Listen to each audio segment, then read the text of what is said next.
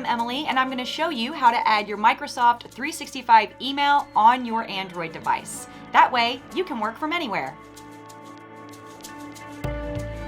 First, locate and open the Outlook app on your phone. Tap Add Account.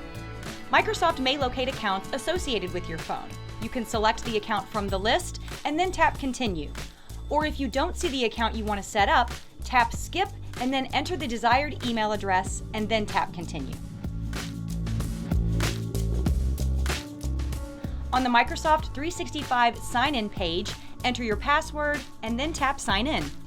Depending on the settings that your admin has for your organization and the security settings on your device, you may be asked a few additional questions. These settings help protect sensitive information and may be required before allowing you to proceed with the setup. Once you have approved and applied those settings, you can finish adding your email account.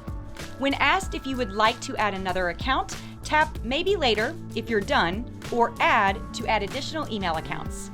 You may be asked to enable notifications.